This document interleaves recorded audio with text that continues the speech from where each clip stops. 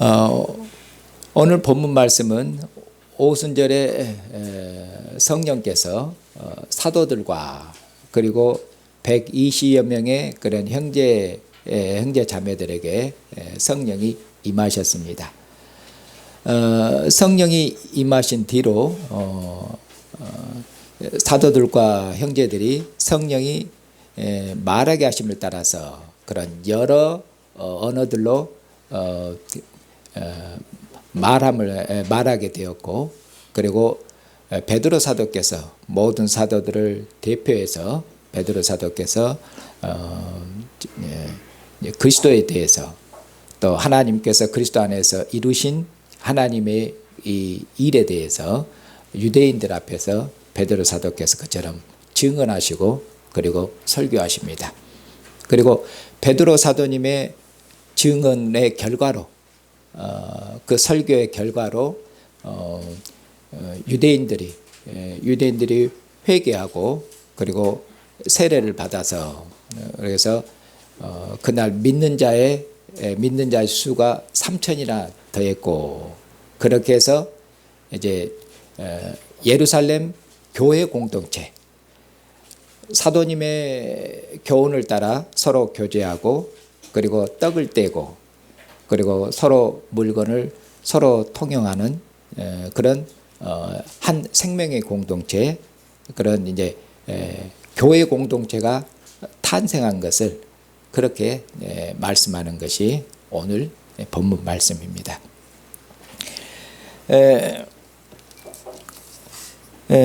시작하는 말씀은 성령께서 여기 보면은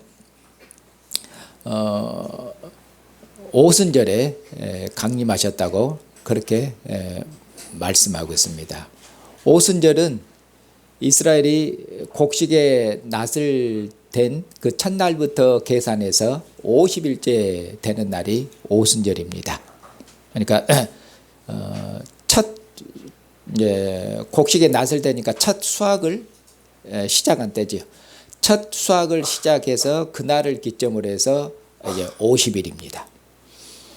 이 50일째 되는 날 오순절에 성령이 강림하셨다고 그렇게 말씀하고 있습니다. 이것은 어떤 의미냐면은 예수님께서 부활하셨는데 모든 믿는 백성들, 예수님께서 부활하셨는데 그는 왕이 부활하신 것입니다. 그래서 예수님께서 부활의 첫 열매로 그처럼 부활하셨습니다. 그리고 예수님께서 부활하신 후에 부활하신 그 날을 기점으로 해서 정확하게 50일째 되는 날 예수님께서 부활하시고 나서 땅에서 제자들과 함께 40일 동안 계셨습니다. 그리고 40일 후에 예수님께서 승천하셨고, 그리고 승천하신 후에 이제 10일째 되는 날, 승천하시고 나서 10일째 날, 그러니까 50일째 되는 날, 예수님이 부활하신 50일째 되는 날 성령을 그처럼 예수님께서 아버지로부터 성령을 받으셔서 성령을 보내셔서 성령이 이렇게 오순절에 임하셨다고 그렇게 말씀하고 있습니다. 성령이 임하셨는데 성령이 어떤 모습으로 임하셨는가, 그걸 이제 2절에서 그렇게 말씀합니다. 호련히 하늘로부터 급하고 강한 바람 같은 소리가 있어 그들이 앉은 온 집에 가득하며 마치 불의 혀처럼 그처럼 임하셨다고 그렇게 말씀하고 있습니다. 이 성령께서 오셨는데 이 성령이 오시는 모습을 하나님께서 오시는 것으로 그렇게 묘사하고 있습니다. 하나님께서 시내산에 강림하셨을 때 하나님께서 폭풍 가운데서 그리고 불 가운데서, 하나님께서 시내산에 강림하셨는데 폭풍 가운데서 그리고 불 가운데서 임하셨습니다. 그렇게 하나님이 임하신 것처럼 성령께서 이처럼 강하고 급한 바람, 폭풍, 회오리바람, 그런 바람 가운데 그리고 불의 혀처럼, 불처럼 그렇게 사도들과 그리고 이제 120여 명의 형제 자매들에게 그처럼 성령이 임하셨다고 말씀합니다. 그러니 성령은 하나님의 영이신데 여기 보면은 하나님이 임하신 것처럼 그렇게 묘사하기 때문에 누가 오신 것입니까? 하나님의 영 성령이 오신 것이 곧 누가 오신 것을 말씀하면은 하나님이 오신 것과 같다, 그런 말씀입니다. 하나님의 영, 하나님께서 하나님의 영으로 사도들과 믿는 형제 자매들에게 그처럼 임하셨다고 그렇게 말씀하고 있습니다. 이처럼 성령이 강림하셔서 그렇게 해서 사도들과 그리고 형제 자매들이 성령으로 그렇게 충만케 되었습니다. 그리고 성령으로 충만케 되었는데, 성령으로 충만케 된 그 다음에 그 결과가 무엇이냐? 성령으로 충만케 하셨는데, 성령으로 충만하게 하셔서 성령께서 말하게 하심을 따라서 그 다음에 여러 언어들로 그처럼 말하게 되었다고 말씀하고 있습니다. 4절에 다 성령의 충만함을 받고 성령이 말하게 하심을 따라 다른 언어들로 말하기를 시작하니라. 그러니까 성령의 충만함과 그리고 사도들께서 갑자기 그냥 외국어에 여러 언어들에 그냥 능통하게 되셔가지고 갑자기 여러 언어들을 그처럼 말하기 시작했다고 말씀하고 있습니다. 그러면 사도들께서 여기 보면은 다른 언어들로 말하기 시작했는데 사도들께서 무엇을 말씀했을까요? 사도들께서 말씀한 내용이에요. 여기에서는 4절까지에서는 안 나오죠. 그런데 뒤에서 설명을 해 주십니다. 뒤에서 어디서 나오냐면은 11절을 보시면은 우리가 다 우리의 각 언어로 하나님의 큰 일을 말함을 듣는도다, 이렇게 말씀하겠죠. 그러니까 사도들과 그리고 형제 자매들이 성령의 말하게 하심을 따라서 말하게 되었는데, 그것은 다른 것이 아니라 하나님의 큰 일, 하나님의 큰 일이니까 하나님이 하신 일에 대해서, 하나님에 대해서 증언한 것이에요. 하나님이 하신 일에 대해서. 그러면 이제 하나님이 하신 큰 일은 무엇인가? 이제 그걸 사도께서 말씀하시는 거예요. 뒤에 베드로 사도께서 하나님이 하신 큰 일은 그리스도 예수 안에서 하나님이 행하신 큰 일이에요. 이전에는 하나님께서 이런 일을 행하신 적이 없어요.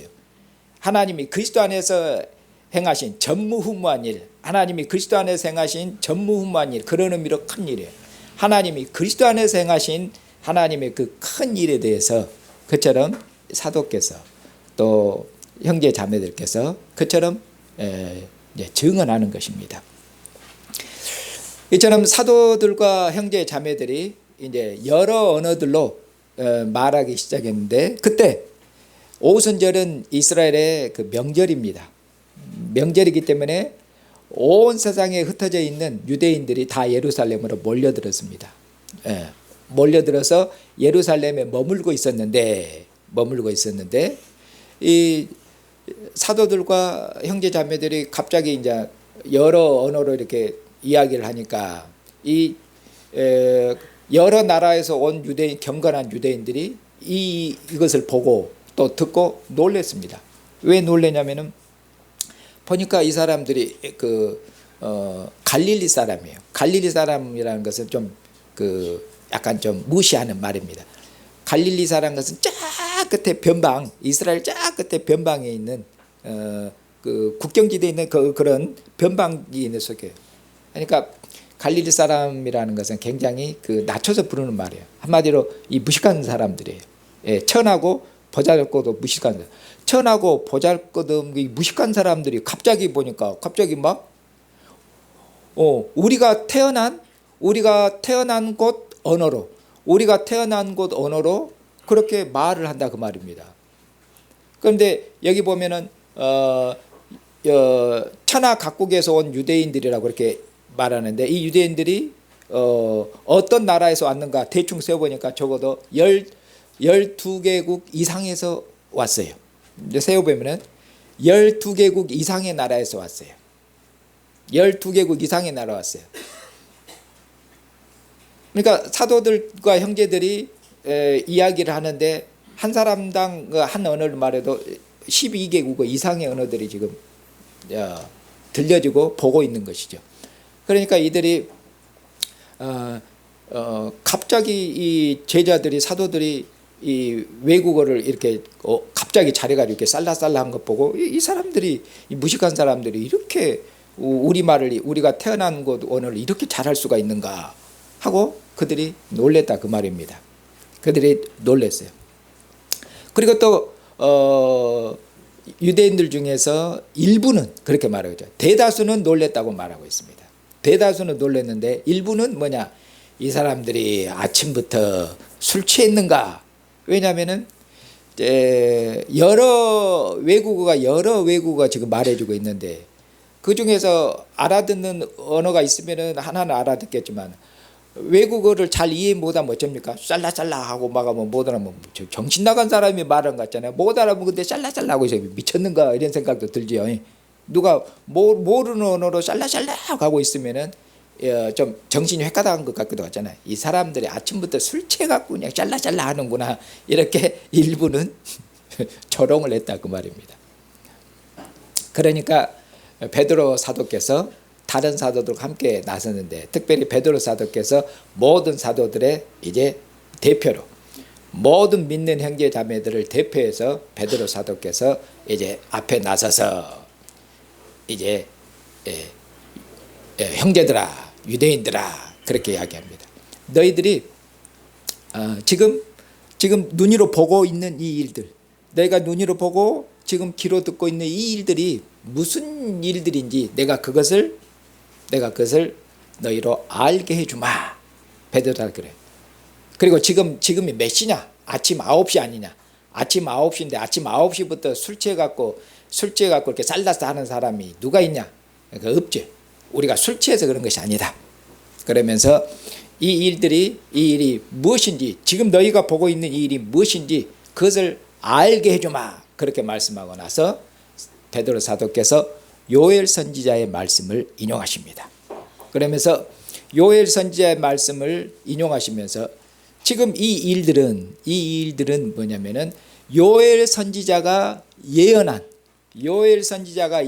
그 예언이 지금 성취되고 있는 것이다. 너희는 요엘 선지자를 통해서 하나님께서 말씀하신 그 예언이 지금 이루어진 그 현장을 지금 너희들이 지금 보고 있는 것이다.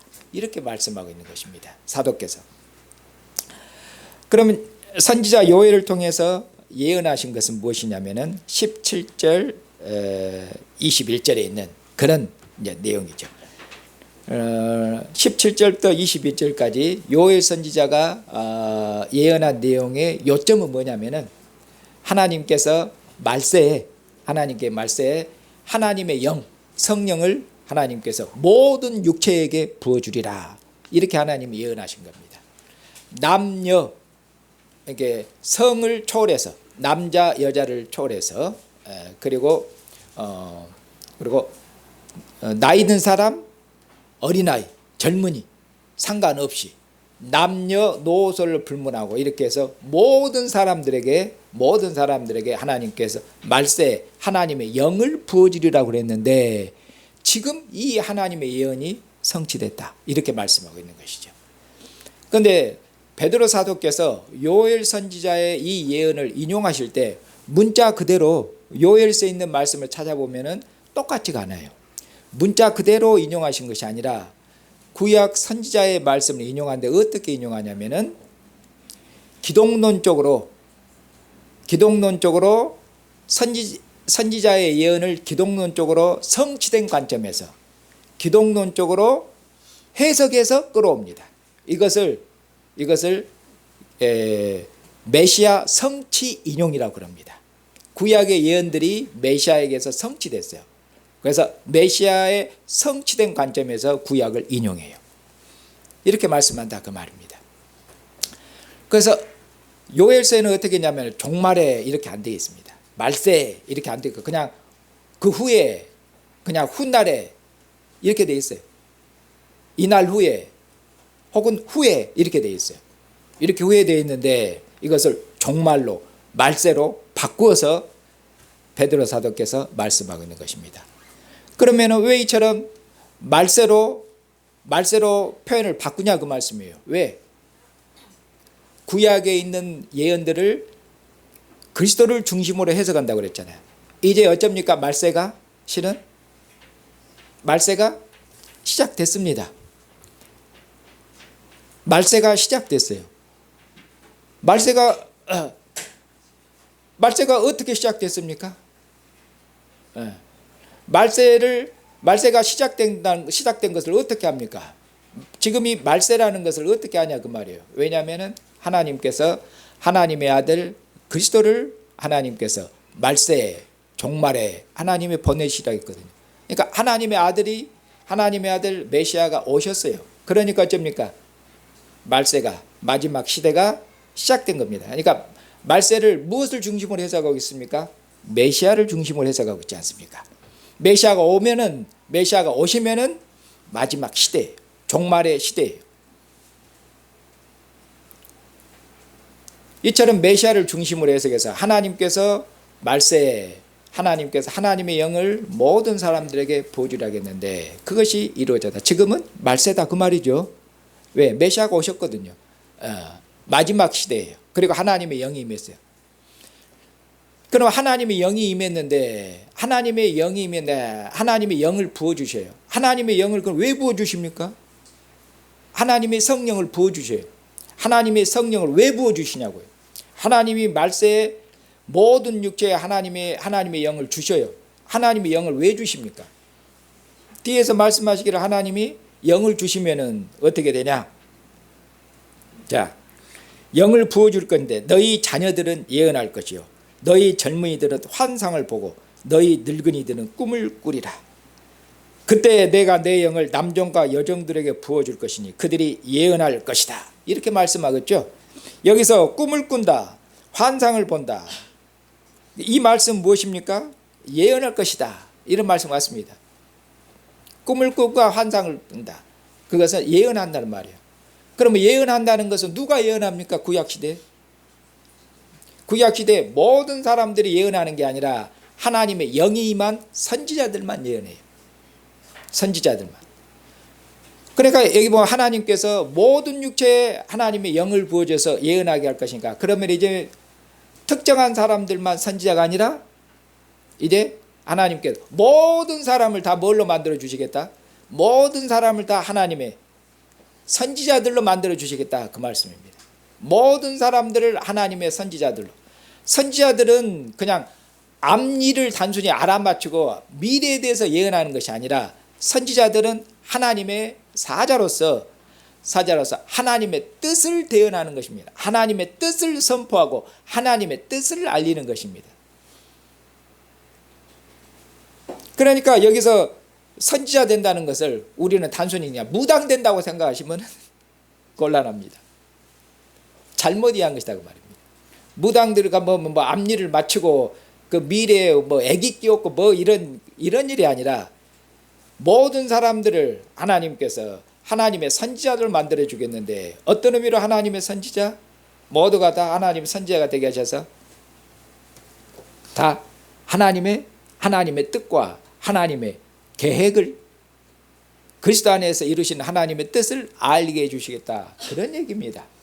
그런 일. 자, 그리고 나서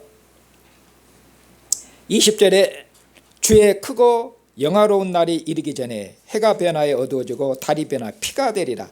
누구든지 주의 이름을 부른 자는 구원을 받으리라. 20절과 21절도 변형되어 있습니다. 주의 크고 영화로운 날.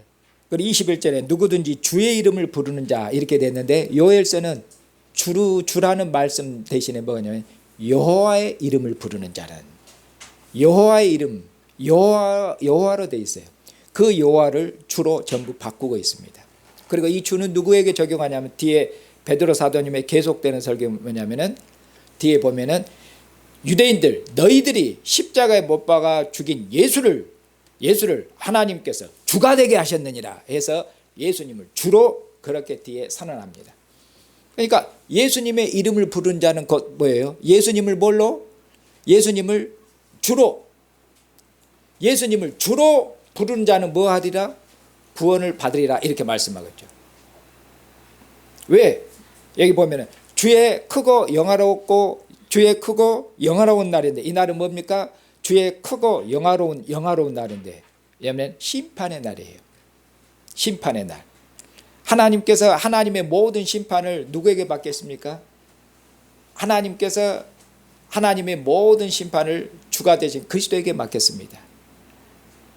하나님의 심판의 날이 다가오고 있습니다.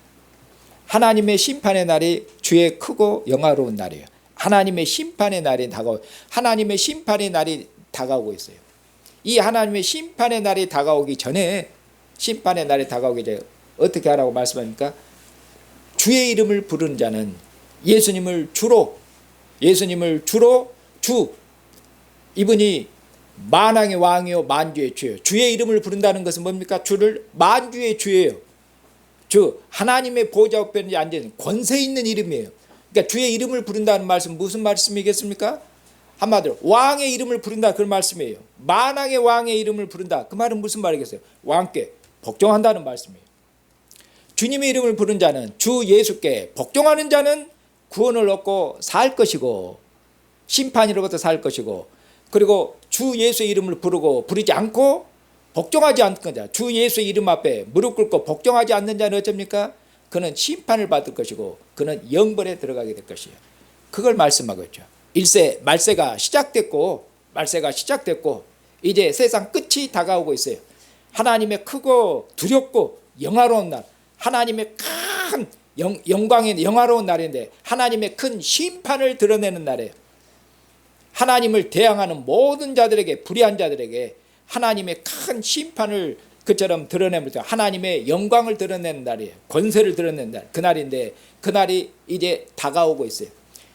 그 끝날이 다가오기 전에 그 말이죠. 주의 이름을 부른 자는 구원을 받으라고 했느니라, 이렇게 말. 그러니까 빨리빨리 이제 주님의 이름을 부르고 주님께 복종하고 회개하라는 말씀이죠. 이제 뒤에 이제 사도께서, 이것은 이제 압축돼서 베드로 사도의 증언의 첫 번째 증언인데 압축적입니다.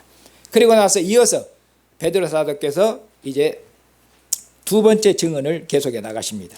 뭐라 하냐면 22절 보시면 이스라엘 사람들아 이 말을 들으라, 그렇게 말씀하여 첫 번째 14절에서 베드로가 11사도와 함께 서서 소리를 높이려되 유대인들과 예루살렘에 사는 모든 사람들아 이 일을 너희로 알게 하게 내 말에 귀를 기울이라, 이렇게 말씀하고 있잖아요. 여기까지 첫 번째 베드로 사도님의 증언이에요. 그 다음에 22절에 이스라엘 사람들아 내 말을 들으라, 두 번째 이제 증언이 시작되는 것이죠. 그래서 뭐냐면 두 번째 증언, 베드로 사도께서 두 번째 증언하시는데 이 증언의 내용을 간결하게 말씀드리면 뭐냐, 하나님께서 예수님을 통해서, 하나님께서 예수님의 손을 통해서 뭡니까? 큰 권능을 행하셨다, 기사를 행하셨다, 많은 이적을 행하셨죠. 많은 표적을 그처럼 행하셨어요. 죽은 자를 살리시고 귀신을 쫓아내시고 병든 자를 치료하시고 소경의 눈을 뜨게 하시고 나병 들린 자를 주님께서 낫게 하시고, 이처럼 주님 기머개를 주님께서 귀를 듣게 하시고, 이렇게 주님께서 말로 다 많은 기사와 이적과 표적을 행하셨어요. 하나님이 예수님의 손을 통해. 그렇게 해서 뭐냐, 하나님께서 예수님에 대해서 증언하시던 말씀이죠. 예수님이 하시는 그 일이, 예수님이 행하시는 표적과 기사가, 그 일이 하나님의 증언으로 말씀하거든요. 하나님께서 예수님에 대해서 증언했다고 말이에요. 그러면 무엇을 증언하신 가 하나님께서 그 일을 통해서? 예수님이 누구로 증언하신 가 하나님께서? 하나님께서 종말에 하나님께서 하나님의 아들 메시아를 보내시라고 하나님이 그렇게 약속하셨지 않습니까? 하나님께서 예수님의 손을 통해서 많은 기사와 표적을 행하심을 통해서 이가 하나님이 종말에 세우신 하나님의 아들 메시아 그리스도시다. 그것을 하나님께서 여러 표적들을 통해서 하나님이 증언하셨다, 그 말씀이에요. 누구에게? 1차적 유대인들에게, 이스라엘 사람들아 들으라, 너희들에게 하나님이 증언했지 않느냐. 근데 유대인들이 하나님의 증언을 듣고 하나님의 증언을 보고, 그리고 어떻게 했습니까? 하나님의 증언을 보고도, 하나님의 증언을 보고, 하나님의 증언이 부족했습니까? 하나님의 증언이 부족했으면은 못 믿을 이유가 되죠. 증언이 부족하고 증언이 확실치 않아요. 증거가 부족해요. 증언이 확실하지 않고 증거가 부족한데 믿으면은 좀 모자란 사람이죠. 증거가 확실해야 믿지. 안 그러겠어요? 증거가 부족한데 어떻게 믿냐고 반틈은 의심해 봐야지. 하나님께서 아들의 손을 통해서, 그러니까 하나님께서 유대인들이 믿을 만한 어쩝니까? 확실한 표적. 하나님의 증거는 확실해요. 하나님이 확실한 표적, 확실한, 그든 믿을 만한 확실한 증거를 하나님께서 그처럼 주셨어요. 하나님께서 아들 안에서 확실하게 증언하셨어요. 확실하게. 불명료하게 증언한 것이 아니라 하나님이 확실하게 증언하셨어요. 그런데도 어쩝니까? 유대인들이 하나님의 증거를, 하나님의 증언을, 하나님이 보여준 증거를 보고도 어쩝니까? 하나님이 보여준 증거를 보고도 안 믿었죠. 그러니까 유대인들이 나쁜 것이에요. 그러니까 바리새인과 서기관들이 예수님한테 표적을 구할 때 예수님께서 음란한 세대가 표적을 구하는데, 왜냐하면 예수님께서 이미 많은 표적을 보여줬어요. 그들은 그 표적을 보고 예수님 믿어야 돼요. 그런데 그들은 악하거든요. 악해요. 악한 자들이 어떻게 믿겠어요? 안 믿지.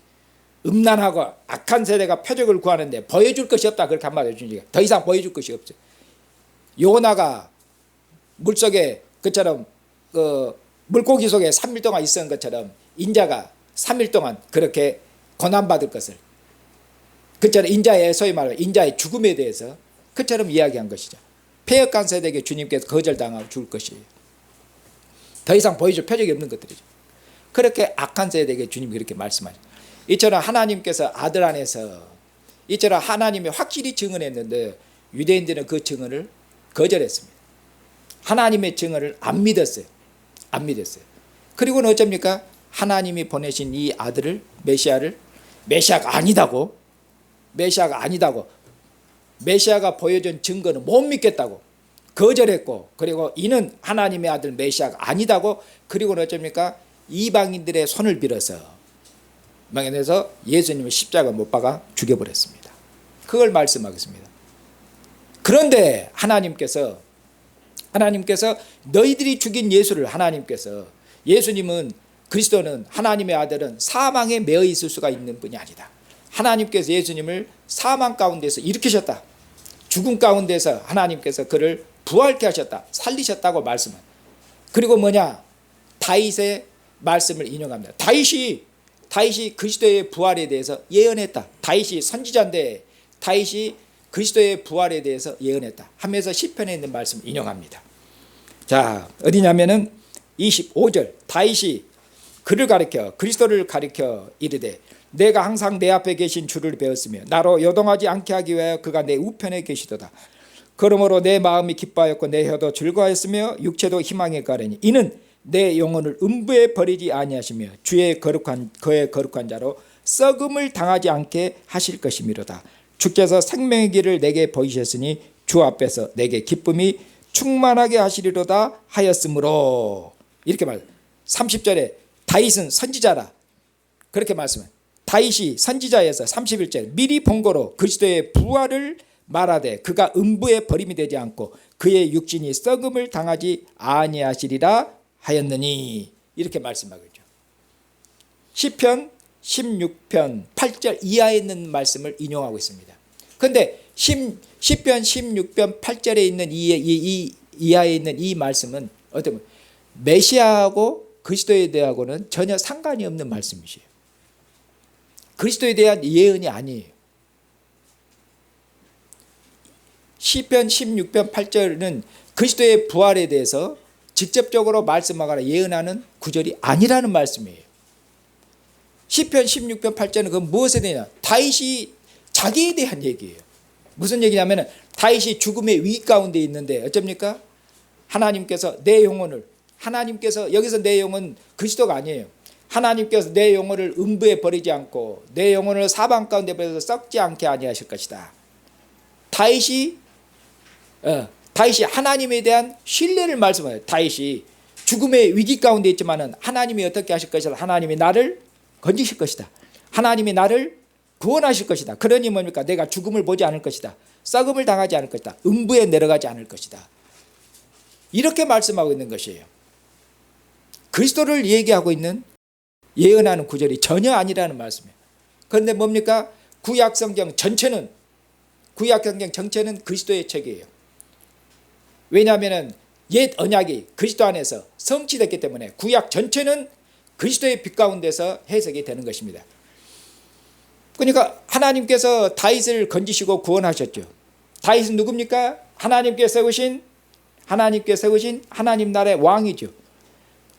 다윗이 이런저런 위기 가운데 있을 때, 대적에게 쫓김을 당하고 다윗이 죽음의 위기 가운데 있을 때 하나님이 다윗과 함께 하셨죠. 그렇게 해서 하나님이 다윗을 모든 원수의 손으로부터, 모든 대적의 손으로부터 하나님이 구원하셔서 하나님의 나라를 어떻게 하셨습니까? 다윗이 하나님 나라의 왕이잖아요. 왕.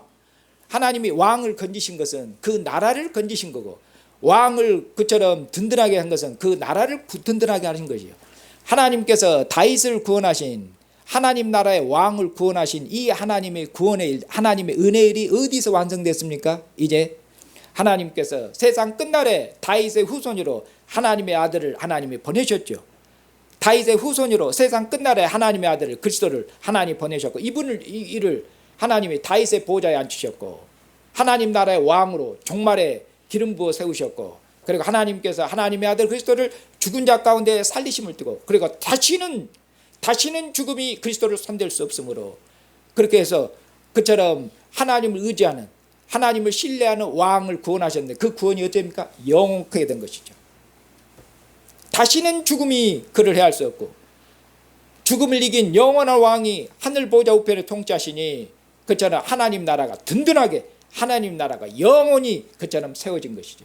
다시는 죽음의 권세가, 어둠의 권세가 하나님 나라 왕을 그처럼 대항할 수가 없습니다. 그렇게 해서 다윗을 구원하신 이 하나님의 은혜의 일이 그리스도에게서 완성됐기 때문에, 이 완성된 빛에서 기독론적으로 구약성경 전체를 기독론적으로 해석한 거죠. 그리스도에 대해서 예언한 것뿐만 아니라 예언되지 않는 모든 것도 다 기독론적으로 해석. 그래서 구약성경은 그리스도의 책이 되는 것입니다. 구약성경이 나에 대해서 증언한다, 그 말씀이 그런 말입니다. 어떤 일부만이 아니라 구약성경 전체가 다 그리스도를 그처럼 증거하는 그런 책입니다. 그처럼 그리스도의 부활에 대해서 그처럼 예언했는데 그것이 이루어졌다고 그렇게 말씀해요. 기독론적으로 해석해서 끌고 올 적이겠죠. 그런 것처럼 하나님께서 예수님을 죽은 자 가운데 살리셨다고. 그리고 이어서 하나님께 죽은 자 가운데서 예수님을 살리실 뿐만 아니라 이분을 하나님께 어떻게 하셨는가? 높이셨다고 말씀하셨어요. 어떻게 높이셨습니까? 하나님 보좌 우편에 앉게 하셨어요. 우편이라는 것은 권세의 자리, 권능의 자리입니다.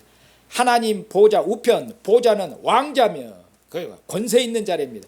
하나님 보좌 우편은 하나님의 모든 권세를 시행하는 자리, 하나님의 모든 권세를 가지고 하나님의 권세를 대행하는 자리, 그 권세 있는 자리, 권능의 자리, 그가 하나님 보좌 우편이에요.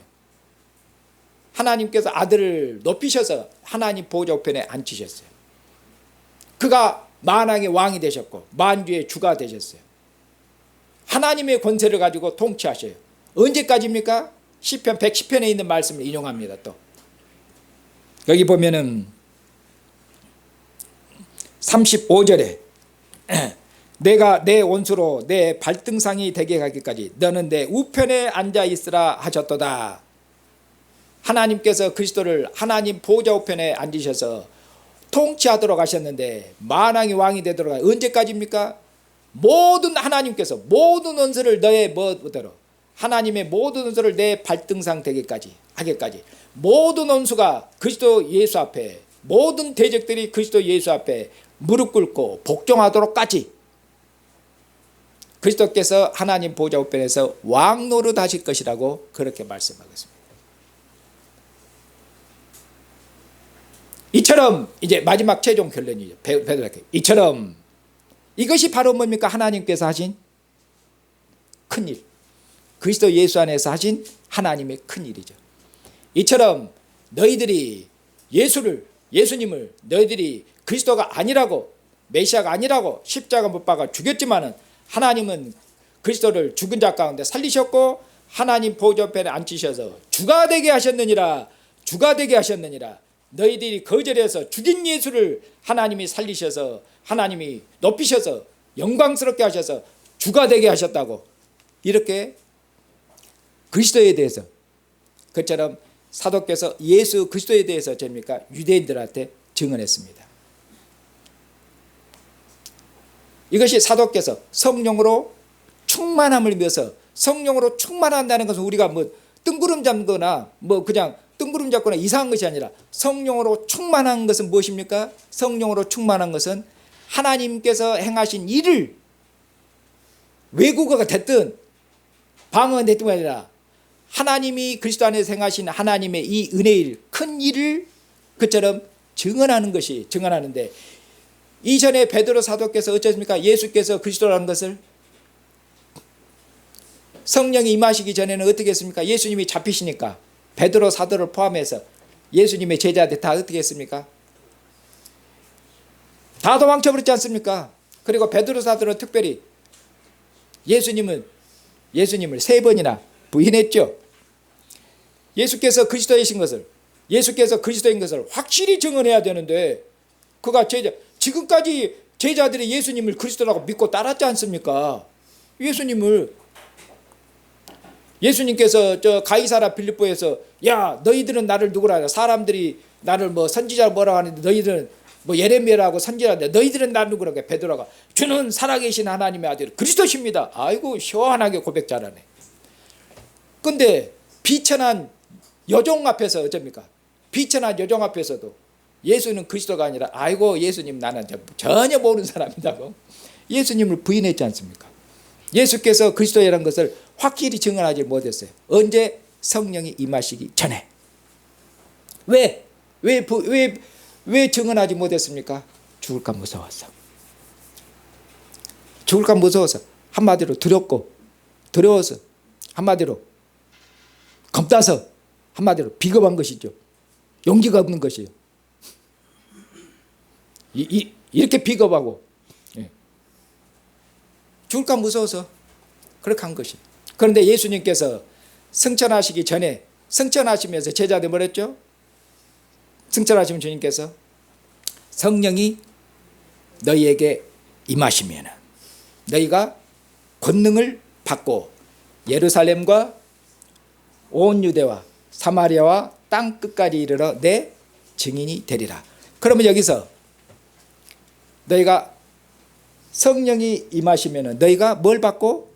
권능을 받고. 그럼 여기서 권능은 뭐겠어요? 성령이 임하시면 너희가 권능을 받아요. 권능을 받아가지고 어떻게 한다는 얘기예요? 땅 끝까지 이르러 예루살렘부터 시작해서 땅 끝까지 내 증인이 되려는. 그러니까 여기서 이 권능은 뭐예요? 우리가 생각하는 권능 것은 손오공 그 요술 부리는 마술 지팡이처럼 그런 행하는 그런 얘기가 아니라, 여기서 권능은 어떤 권능이에요? 증인이 되는 권능.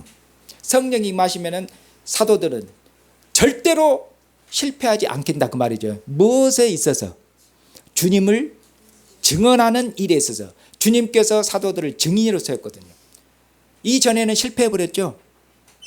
왜 실패했어요? 죽을까 무서워. 그것이 뭡니까? 그것이 권능이 없는 것이에요. 그것이 능력이 없는 것이에요. 용감함, 용기, 그것도 성령이 주시는 뭐예요? 그것이 권능이라는 말씀이에요. 성령으로 충만하지 않으면 담대할 수가 없는 것이에요. 담대함, 용감함, 용기, 충성, 신실함, 그런 것들은 무엇으로 나옵니까? 그것이 성령으로부터, 성령의 역사하심으로, 성령의 충만함으로부터 나오는 것이에요. 성령의 충만함이 없이는, 성령의 역사 없이는 주님의 권능이 있는 증인, 충성된 증인이 될 수가 없다는 얘기입니다. 그 말씀하는 거. 그러니까 지금 이제 베드로 사도께서 성령이 임하신 후에 유대인들이 누구를 죽였습니까? 예수님을 죽였지 않습니까? 그리고 예수님께 찾아오기 전에 예수님께서 제자들이 유대인들을 두려워했습니까? 안 했습니까? 두려워했죠. 요한복음 끝에 보시면은 예수님이 부활한 주님께서 제자들 찾아오잖아요. 제자들이 여전히 두려웠어요. 왜? 예수님을 죽인 자들이 자기들을 찾아서 죽일까 봐. 그래서 문을 잠갔는데 2중 3중으로 잠갔어요. 문을 2중 3중으로 꼭 잠갔습니다. 그 모습을 한번 생각해요. 죽을까 무서워서 팔팔팔 달달달 떨고 있는 제자들. 그랬습니다. 그것이 성령이 임하기 전에 인간의 모습들이에요. 비참한 모습들이에요. 죽을까 무서워서 달달달 떨고 있는 것들이 그것이 인간이에요. 그것이 인간. 죄와 사망의 권세 아래 있는 인간의 모습들이에요. 그런데 이제 베드로 사도께서 어쩝니까? 성령이 임하신 후에 유대인들이 죽일까 봐 달달달 떨고 있는 게 아니라 성령이 임하신 대로 담대하게 말하기를 너희들이 그랬잖아요. 너희들이 예수를 너희들이 죽였느니라. 너희들이 이방인의 손을 빌려서 하나님이 보내신 그리스도를 너희들이 십자가에 못 박아 죽였느니라. 너희들이 하나님의 증언을 거절했느니라. 그래도 하나님께서는 그리스도를 죽은 자 가운데서 주가 되게 하셨느니라. 그들의 악함과 죄악에 대해서 확실히 증언하고 예수께서 그리스도이신 것을, 예수께서 주가 되신 것을 확실하게 증언했잖아요. 유대인들을 두려워하지 아니하고 떨지 아니하고 담대하게 증언했죠. 이것이 성령의 권능입니다. 이것이 성령의 충만이에요. 성령 충만. 그리고 나서 베드로 사도께서 이처럼 그들에게 증언하고 그리고 그들에게 어떤 면으로 전도 설교하신 것이죠. 그들에게 이 설교를 끝마쳤을 때 이 말을 듣고 어쨌습니까? 이제 이 말을 들은 유대인들이 반응이 나오죠. 그들이 마음에 찔림을 받았다고 말씀하죠. 그렇게 되고 있습니다. 37절 그들이 이 말을 듣고 마음에 찔려서 이 말이죠. 그들이 마음에 찔렸어요. 이 마음에 찔린 것도 실은 하나님께서 은혜를 주신 것이에요. 마음에 찔린 것은 뭡니까? 이제 마음에 찔린 것은 회개하고 부끄러움 느낀 것이죠. 잘못함을 느낀 것이에요. 하나님의 은혜를 주시지 않으면요 잘못하고 나서 뻔뻔합니다. 내가 뭘 잘못했는데 뭘 잘못했어? 나 잘못한 것도 없어. 악을 행했는데 어떤 의미로 악을 행했기 때문에 실은 어떤 의미로 죽은 것이 아니에요. 하나님께서 악을 행한 자들에게도 한 번 잘못하면 하나님이 바로 벌을 내리면 살 사람이 별로 없어요. 하나님께서 악을 행한 자에게도 어쩝니까? 보면 여러 번 하나님이 기회를 주셔요. 일반적으로 되게 그렇습니다. 아벨을 죽인 가인에게도 하나님이 기회를 주시잖아요. 동생을 죽인 하나님이 기회를 주셔요.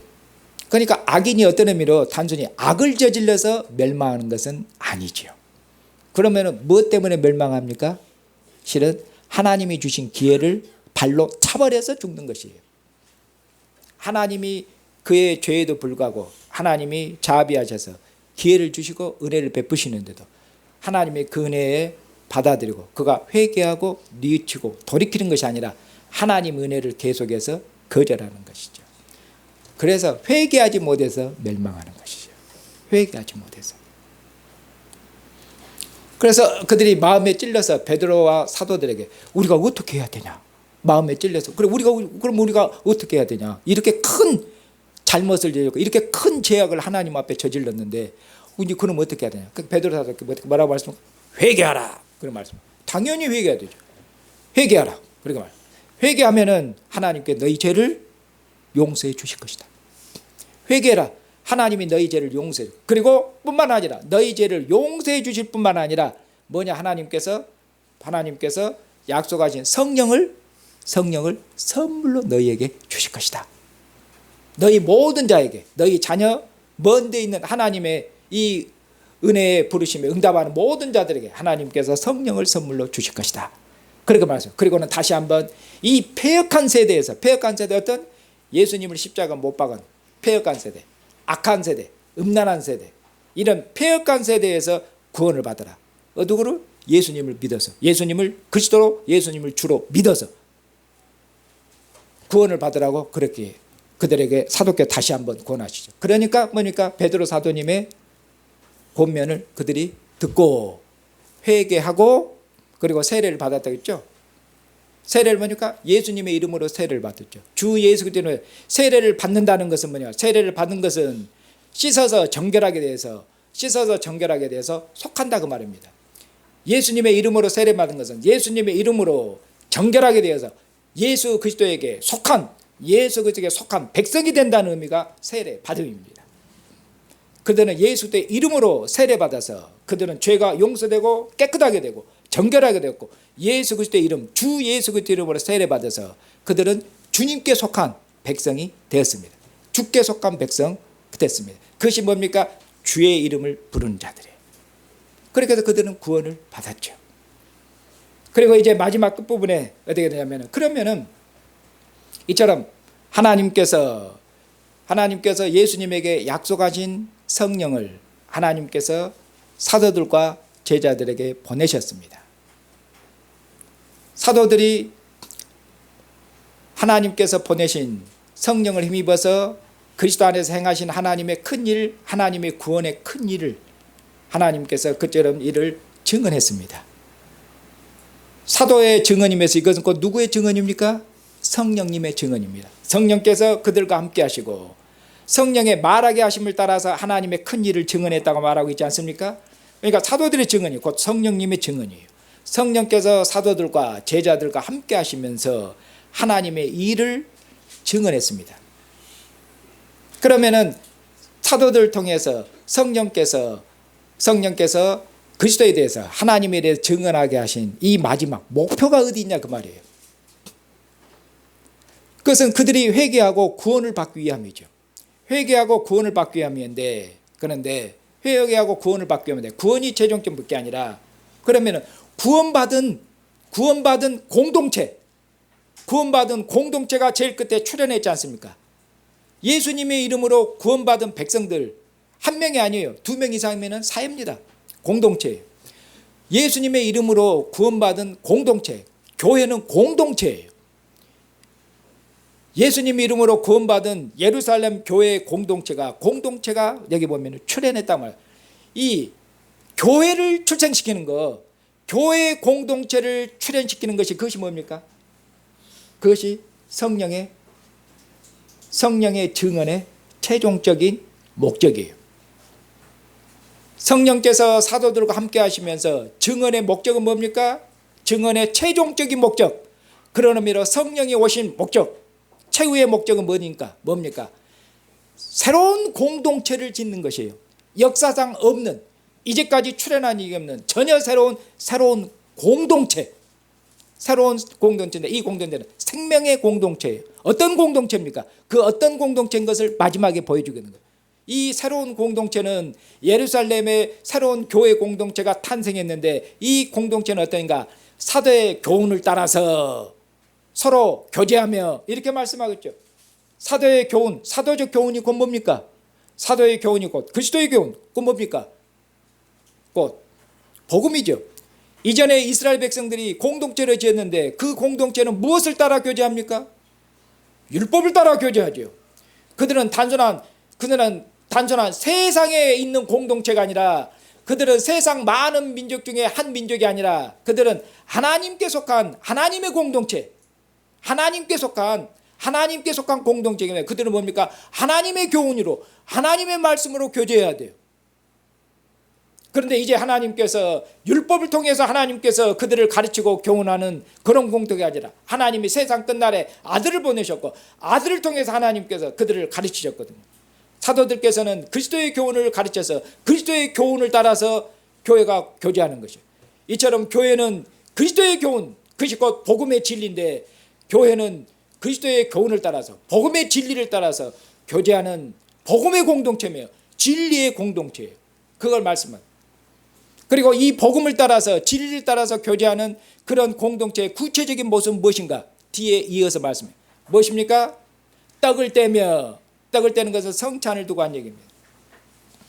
주님의 상에서 주님의 살과 피를 먹고 마시는 식탁 공동체라는 것이에요.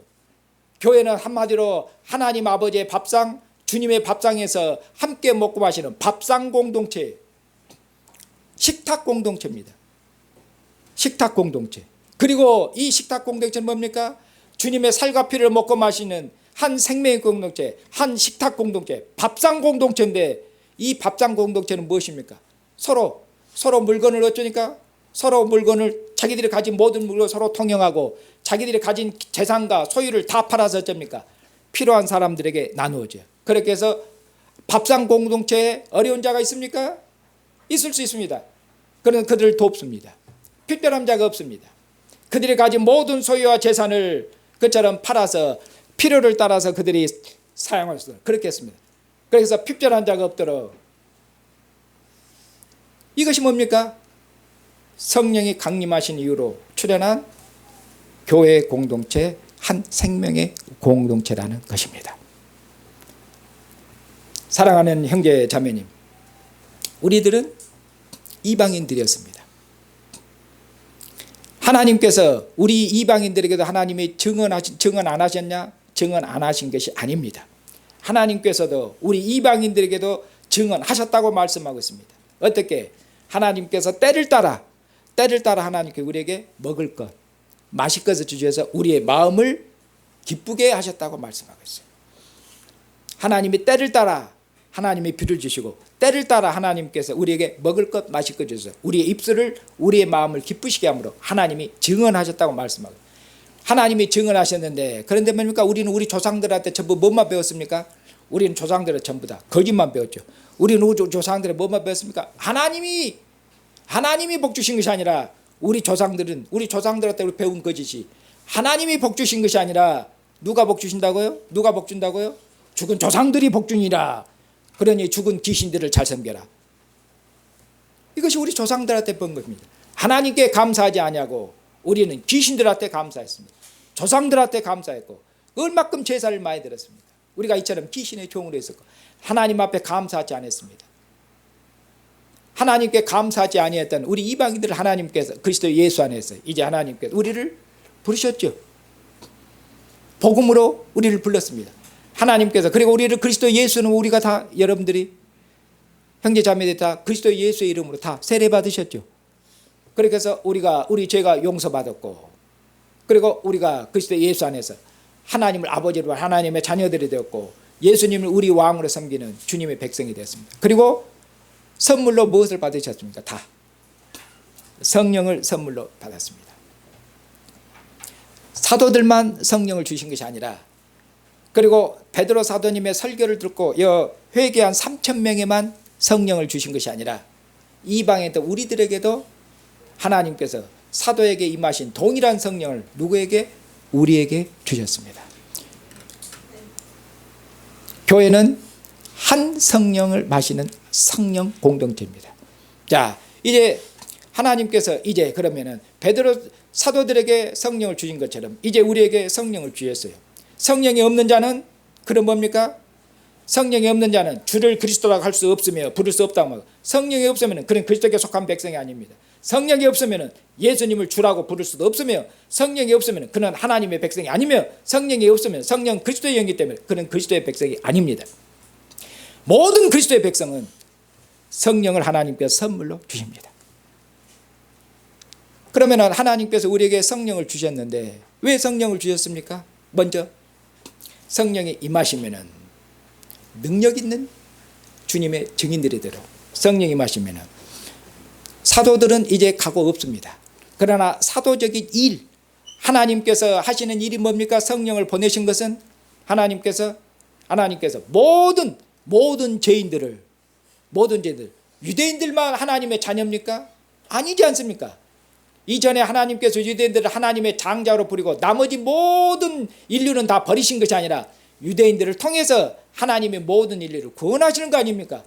하나님이 사람을 다 지으셨지 않습니까? 사람이 다 하나님의 형상이에요.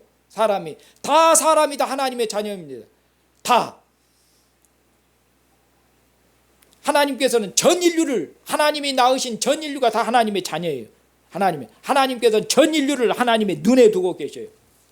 유대인들만이 아니라 하나님은 그리스도 안에서 모든 죄인들, 천하만민을, 모든 족속들을 이제 하나님의 상으로 부르셔서 하나님의 상에서 옹기종기 모여서 하나님의 상에서 하나님이 아들 안에 주시는 하늘에 속한 음료 양식을 먹고 마셔서 한 밥상 공동체를 이루고 한 생명의 공동체를 이루도록 그렇게 하십니다. 이제 하나님께서 우리에게 성령을 부으셔서 사도들을 증인으로 삼은 것처럼 우리를 뭘 되게 하셨습니까?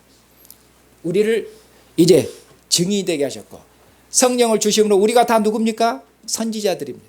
여러분들이 다 선지자예요. 어떤 의미의 선지자입니까? 여러분들처럼 하나님을 밝히 아는 선지자가 없습니다. 여러분들처럼 예수 그리스도를 밝히 아는 선지자가 없습니다.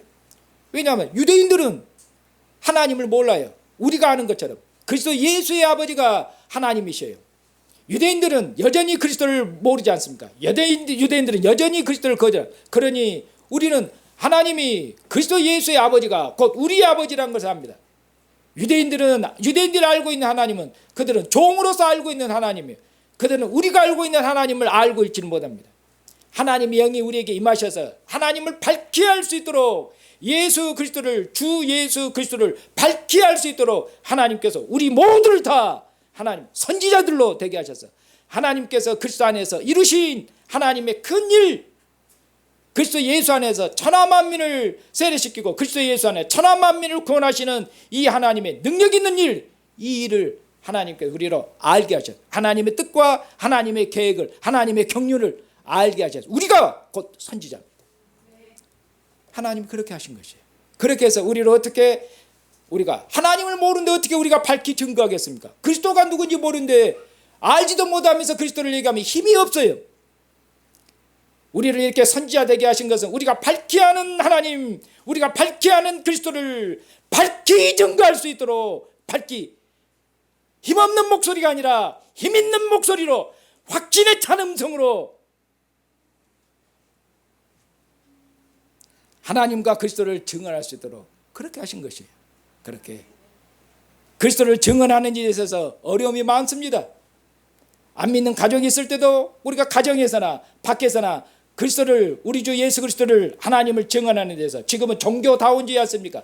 오직 예수만 진리며 오직 예수님을 믿는 것 외에 그처럼 구원이 없다고 하면은 세상이 다 우리를 그처럼 거절하고 그처럼 손가락질하고 할 겁니다. 지금은 종교다운주의에서 오직 예수만이 하나님께 이르는 유일한 길이요 진리요 생명이라고 그 말씀하면 우리 보고 미쳤다고 할 것입니다. 이런 세계예요. 우리가 그리스도를 증언하고 하나님을 증언하는 일에 있어서 어려움이 많고 때로는 고난도 있고 때로는 이런저런 많은 장애가 있습니다. 그러나 이런 모든 장애 가운데서도 하나님께서 성령을 주셔서 우리로 능력 있는 증인들이 되게 하셨습니다. 교회는 능력 있는 증인들로 지어졌습니다.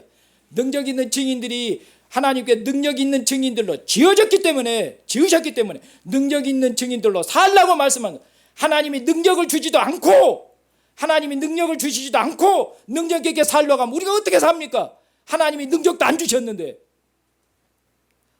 하나님께서 교회를, 우리를 능력 있는 증인들로, 우리를 권능 있는 증인들로 세우셨기 때문에 능력 있는 증인들로 살라는 것입니다.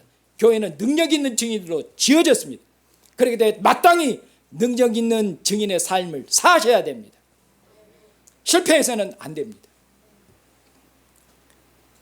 오늘도 주님께서 보좌 우편에 앉으신 주님, 아버지로부터 약속한 성령을 그처럼 받으셔서 교회에 보내신 주님께서 우리를 주님의 상으로 부르셔서 이것은 내 살이니 이것은 내 피니 먹고 마시라고 말씀하고, 그리고 주님께서 말씀하여 내 살을 먹고 내 피를 마신 자는 내가 아버지로 말미암아 산 것처럼 아버지를 증언하는 일에 십자가에 죽기까지 충성된 증인으로 그가 증인의 사명을 실패하지 않고처럼 내 살을 먹고 내 피를 마시는 나와 하나 되어서 나처럼 살리라고, 나처럼 주님처럼 주님께서 성령으로 충만하셔서 모든 사명을 완성한 것처럼 주님의 살을 먹고 마시는 자는 주님과 하나 되고 성령으로 충만하게 되어서 주님을 힘있게 능력있게 증언할 것이라고 그렇게 말씀하고 있습니다.